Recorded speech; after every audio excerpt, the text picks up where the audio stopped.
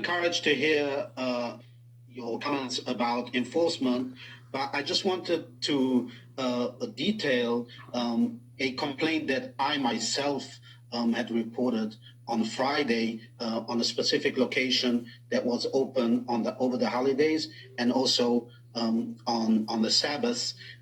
Police actually came down.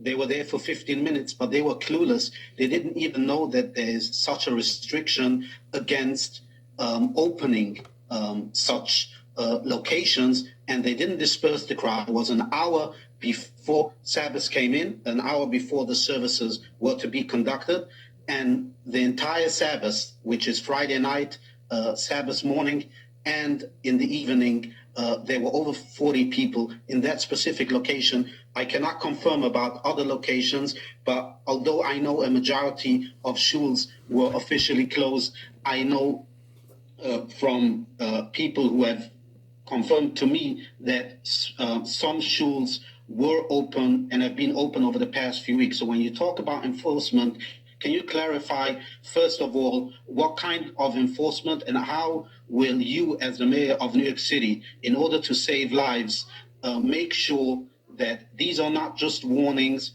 these are not just fines, but these things do not keep on happening? Because I have witnessed my own complaint and have seen the NYPD not do the enforcement that you are speaking about, but also people are not necessarily taking pictures and sending it to 311. So Jacob, stay on the line. Let's keep that line open with Jacob. Thank you, Jacob, for reporting this. First of all, the location where you say the police went and did not disperse, where is that, please? That's on 43rd Street in Brooklyn. Okay, can we get an exact location? Yes, 1321 43rd Street. Okay, so I want to thank you for that report. We're going to deal with, I'll talk to Commissioner Shea right after this. I will order that there be police there and waiting for the next Shabbos to ensure that no one gathers. And to watch throughout Shabbos to make sure there is no gathering. And I'd like to ask of you, if you have any other locations you've heard about, please give them to our team here at City Hall. Any details, and I want to say this to all our colleagues in the media, but also to all New Yorkers. This is why I'm asking people to call 311 or to send those photos in. But I need specificity. I need to know the location. I need to know the time and what people saw. Obviously, a photo, says it all, or a description of what you saw. It's unacceptable, Jacob, for people to gather. And as you said, the vast majority of shuls have closed. Across the board, the rabbinical leadership has worked with us to tell people do not gather. We've seen tremendous adherence. There are clearly still some who are violating, and we will be very harsh about that. So it goes like this. We're going to have police there to not allow people to gather. If someone gathers that we didn't hear about, we'll go break it up, send people home. If people need violations, up to $1,000 per person, we will do that.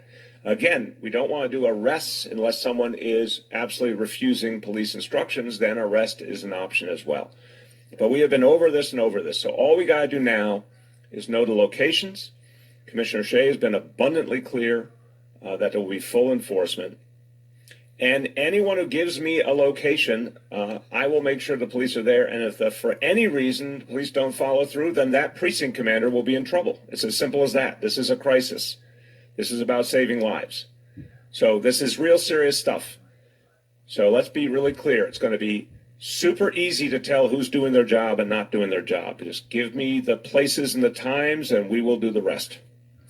Jacob, thank you. Really appreciate that. Keep that information coming in, and everyone else. And again, that's a good note as we wrap up here. Look, again, I don't like the notion that we're going to have New Yorkers calling in reports like that. I don't like it. I don't think anyone likes it. No one wants to do it. No one wants to see someone get a $1,000 fine. No one wants to see this kind of enforcement action have to happen, but it does have to happen. And this is what I keep coming back to. If you don't like this crisis and what it's doing to us, you got to actually do something about it. Now, the vast majority of New Yorkers are, and I say thank you. I really do. You've been amazing. The folks who still don't get it are going to have to pay a price. And so, please, help us do what is right and what is just. If you see it, call it in, send the photo in so we can do something about it.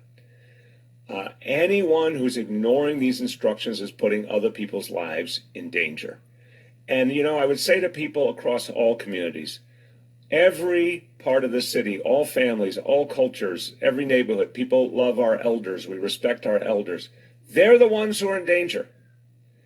If we don't follow these rules, you know who's going to suffer? Folks in their 60s, 70s, 80s, 90s. Those are the people we are supposed to love and honor, but if we don't follow these rules, we're putting them in danger. So when you call 311, when you send a photo, you're actually protecting people. You're particularly protecting our elders. You're protecting our healthcare workers. We need to do it. And then it is our job in the city. It is the job of the NYPD. It's the job of all our enforcement agencies to follow through and show people there are real consequences, because that's how we'll save lives. With that, everyone, again, it's a beautiful spring day. Enjoy it a little bit, and then get on back home, and let's protect each other. Thanks so much.